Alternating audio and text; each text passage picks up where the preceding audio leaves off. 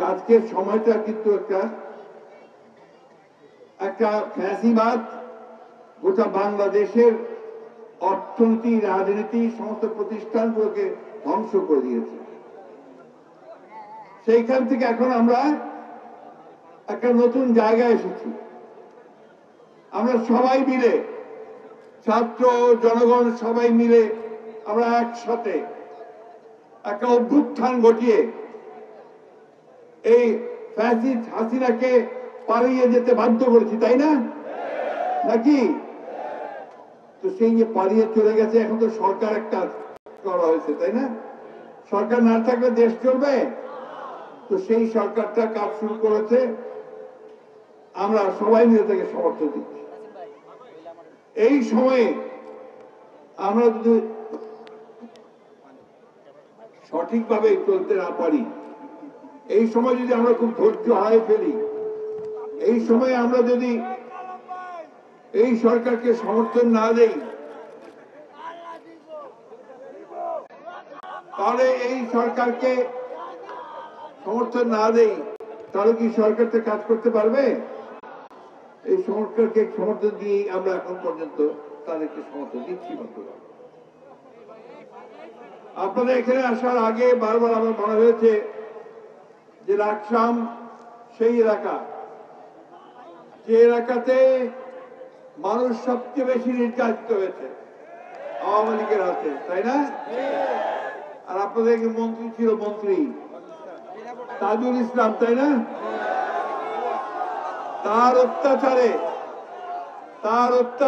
তার নির্যাতনে এই এলাকার মানুষ তারা এখানে আসতে পারত না।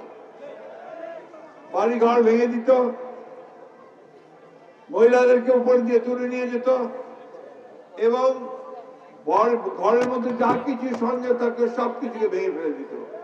একটা ত্রাস, একটা রীতিমতো একটা ভয়াবহ একটা ত্রাসের রাজত্ব সৃষ্টি করেছিল, তাই না? সেই তাজুল ইসলাম কোথায় বলেন? পালিয়েছে, তাই না? কোথায় পালিয়েছে তাও জানেন না। ওকে ইঁদুরের গর্তে গিয়ে ঢুকেছে না ভারতে গেছে তাও আমরা জানি না, তাই না? এই হয়, যারা অন্যায় অত্যাচার করে, নির্যাতন নিপীড়ন করে মানুষের উপরে, তাদের পরিণতি এইরকমই হয়। ওই হাসিনার মতো পালিয়ে যেতে হয়, তো তাজুল ইসলামের মতো পালিয়ে যেতে হয়। এই 24-এর 5 তারিখে 5ই জানুয়ারি যে নির্বাচন করলো, সেই নির্বাচনটা কি জানো? কি আপনারা কি বলেন নির্বাচনকে? নিজেরা ডামি ইলেকশন বলে না সবাই?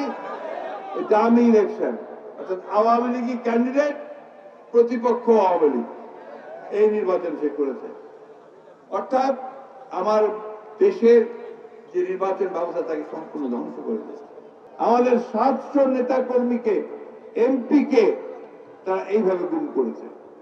সিলেটের ইলিয়াস আলী, আপনারা জানেন যে তাকে ঢাকা থেকে গুম করে ফেলা হয়েছিল, আজ পর্যন্ত তাদের খোঁজ পাওয়া যায়। এইভাবে তারা প্রায় 20,000 নেতা কর্মীকে হত্যা করেছে, খুন করেছে। আমাদের এখানে এমন কোন লোক নাই যার বিরুদ্ধে মামলা নাই। মামলা আছে না? প্রায় 60 লক্ষ মানুষের বিরুদ্ধে মামলা। আজকে আপনাদের ওই ওখানে ব্যানারের ছবি দিয়েছে, সেই ছবি দিয়েছে লাকসামের কারা কারা নির্যাতিত হয়েছেন, কারা গুম হয়েছে, কাদের বাড়িঘর ভেঙে দেওয়া হয়েছে, সেই সবকিছু এখানে আছে।